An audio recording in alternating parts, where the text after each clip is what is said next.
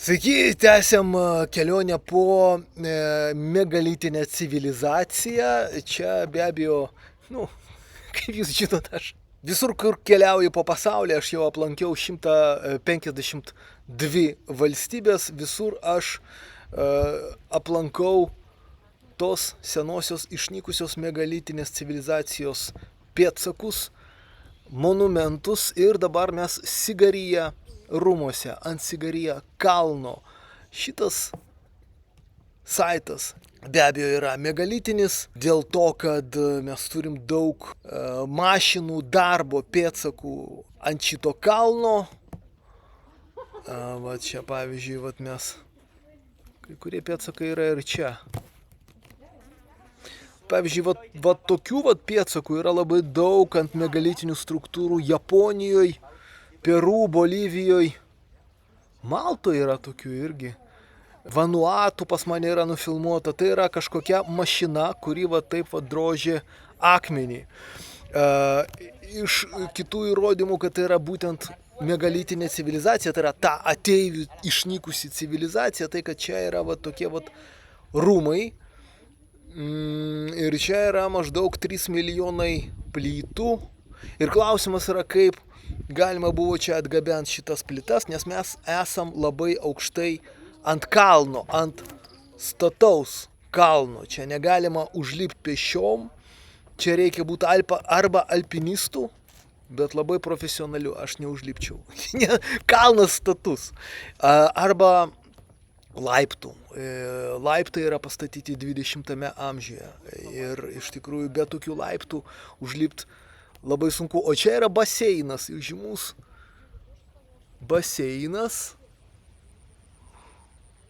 Kad tokį baseiną mes pastatytume, reikia išdrožti iš granito 3500 tonų granito ir kažkaip išmesti iš čia.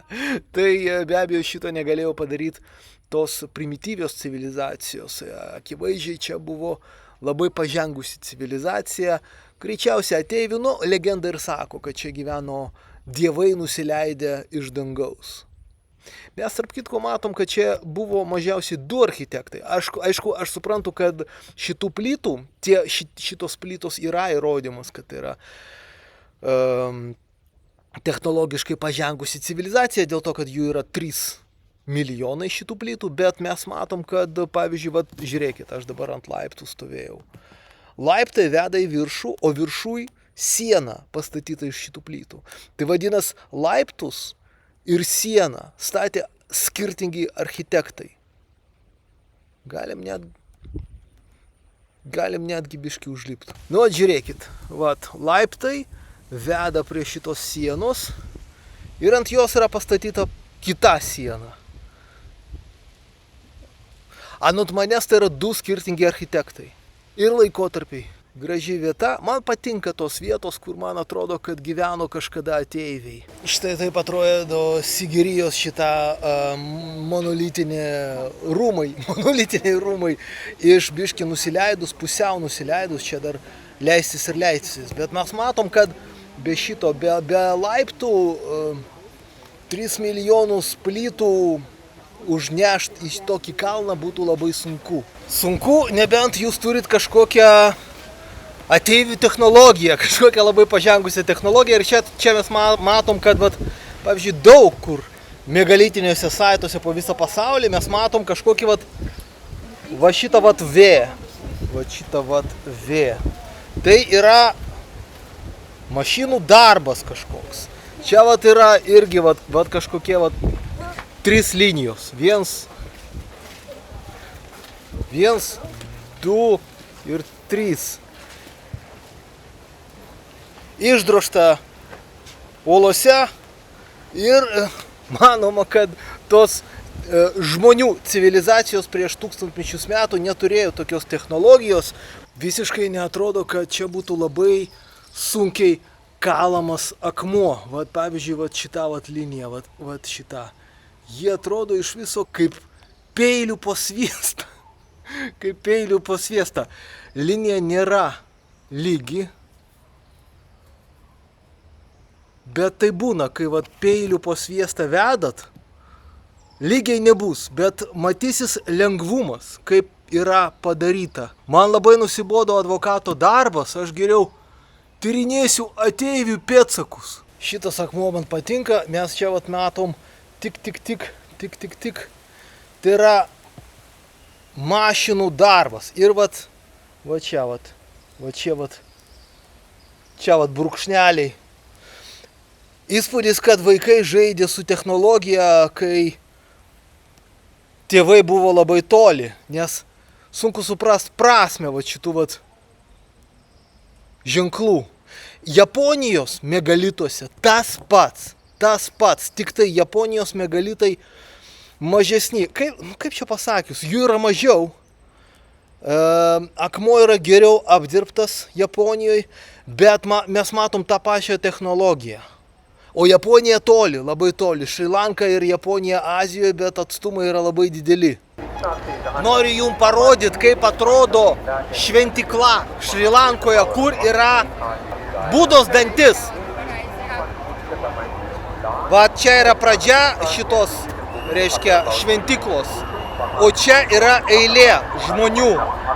Ir jūs negalvokit, kad čia šita eilė ir už mano nugaros, kad šitie žmonės, visa eilė yra 20 km. Žmonės stovi čia po 5 dienas. Budos dantis yra atskiram kambariuke šitoj šventikloj. Ir pirmą kartą per 16 metų šitą dantį išnešė iš to kambariuko uždaryto į public display'ų. Į public display, kur visi gali nueiti ir pažiūrėti dantį. Ir mes matom, kad dabar šitoje eilėje 400 000 žmonių stovi, jie čia gyvena, maždaug 5 dienas jie čia nakvoja eilėj. Aš dėja nepamatysiu Budos niekaip, nes aš nesu pasiruošęs dėl Budos taip aukotis. Tuo labiau, kad aš abejoju biškį dėl tikrovės. Aš abejoju, ar čia originalas, nes sklinda gandai, kad originalą... Pirmas gandas, originalo niekada nebuvo. Čia nuo pat pradžios buvo padjobkė, padaryta viduramžiais, ir antra versija yra, kad originalą sunaikino Portugalai, kai kolonizavo Šri Lanką. Tai tuo labiau aš nestovėsiu šito eilėj ir neparodysiu jum, kaip atrodo dantis Budos.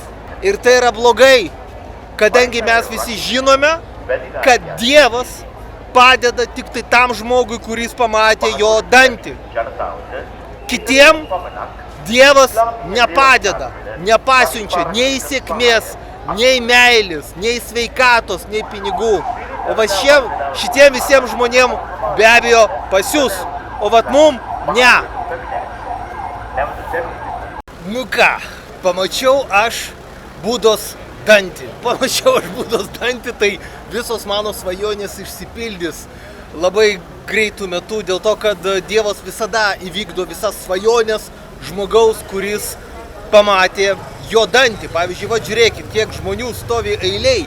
400 000 žmonių stovi eiliai, o aš praėjau be eilės.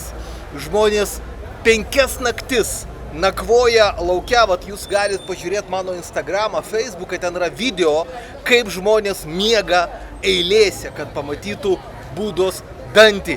O aš praėjau be eilės. Be eilės praėjau dėl to, kad aš supratau, kad muziejus karališkoji rezidencija, o ji čia yra, čia žmonės visi, o karaliaus rezidencija yra, štai, taip, štai yra karaliaus rezidencija, o čia yra šventikla, išėjimas, aš išėjau, aš jau pamačiau Budos dantį ir išėjau. Pamiršau Budos paprašyti, kad vis dėlto duotų man 4. pasą, bet, tiek to.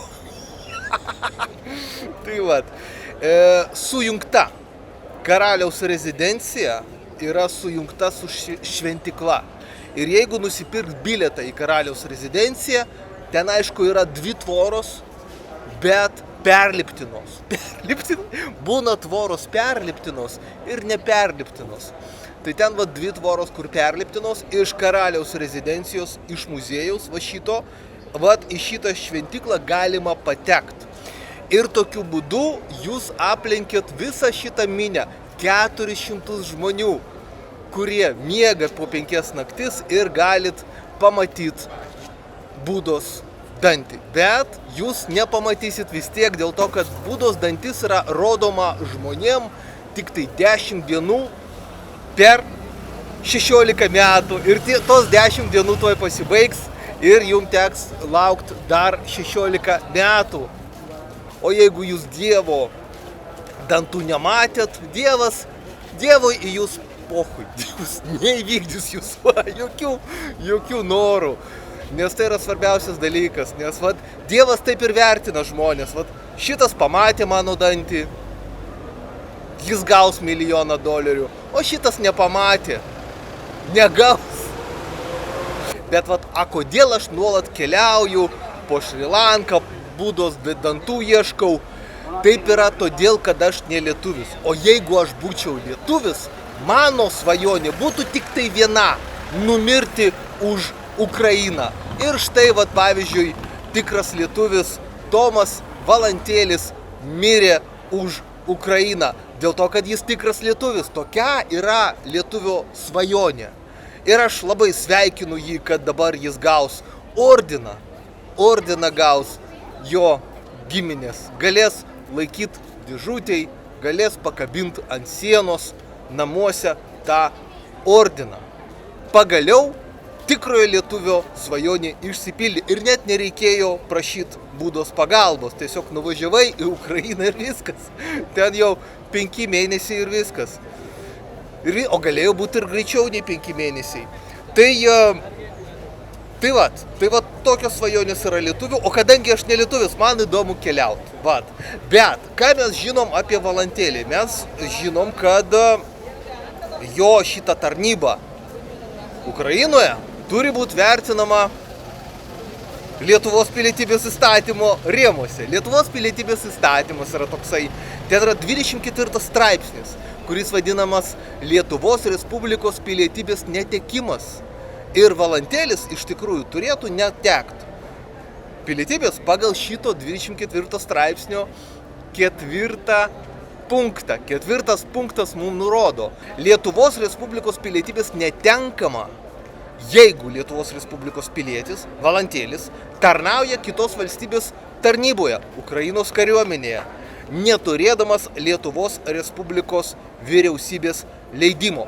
Tai vat man įdomu, ar jis turėjo Lietuvos Respublikos vyriausybės leidimo. Aš taip supratau, kad jis turėjo kažkokį neformalų leidimą iš Krašto apsaugos ministerijos, bet Krašto apsaugos ministerija nėra vyriausybė. Vyriausybė tai yra ministras pirmininkas. Tai vat man labai įdomu, ar ministras pirmininkas buvo pasirašęs leidimą Valantėliui kariauti kitos valstybės tarnyboje. Tai yra kariuomeniai. Aš manau, kad ne. Dėl to, kad lietuviai pamiršo, lietuviai nori, svajoja mirti už Ukrainą. Bet aš esu tikras, kad pamiršo Lietuvos vyriausybė duoti Valantėliui tokį leidimą. Ir kadangi leidimo nebuvo, Valantėlis iš tikrųjų teisiškai yra praradęs Lietuvos pilietybę. Bet o koks skirtumas, kam jam Lietuvos pilietybė, jeigu išsipildė svarbiausia svajonė žūti už Ukrainą. Linkiu ir kitiems eiti ir žūti už Ukrainą. O aš dabar važiuosiu prie vandenyno. Prisirašykite prie mano kanalo, o jeigu jums reikia parašyti skundą į Europos žmogaus teisių teismą arba aukščiau į Jungtinių tautų organizacijos teisminės institucijas, parašykite man e-mailą arba paskambinkite per WhatsAppą.